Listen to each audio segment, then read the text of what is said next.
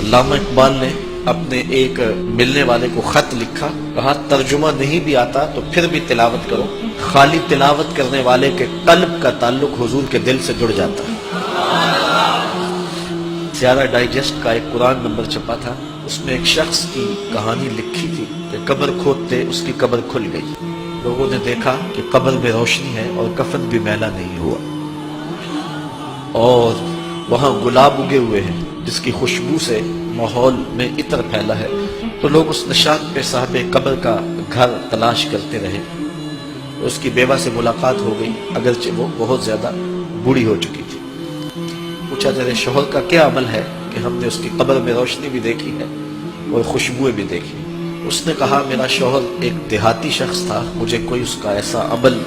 نظر نہیں آتا، ہاں یہ مجھے یاد ہے کہ وہ قرآن مجید تو نہیں پڑھا تھا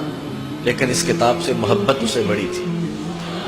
اور صبح جب نماز پڑھنے جاتا تو لوگ قرآن مجید کھول کے بیٹھتے تو اسے بڑا دکھ ہوتا کہ میں بھی قرآن پڑھا ہوتا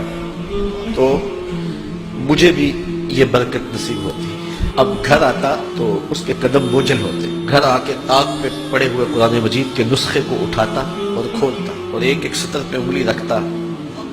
اور کہتا مالک مجھے نہیں پتا یہ کیا لکھا ہے لیکن جو لکھا ہے سچ لکھا ہے۔ پھر نیچے آ جاتا، کہتا مالک مجھے نہیں پتا یہ کیا لکھا ہے، میری بدقسمتی کہ مجھے نہیں پتا، لیکن جو لکھا ہے سچ لکھا ہے، تیرا کلام ہے۔ انگلیاں پھیرتا جاتا اور یہ کہتا چلا جاتا یہ بھی حق ہے، یہ بھی حق ہے، یہ بھی حق ہے اور یہ بھی حق ہے۔ تو آج اس کی قبر میں جو اجالے پھیلے ہوئے ہیں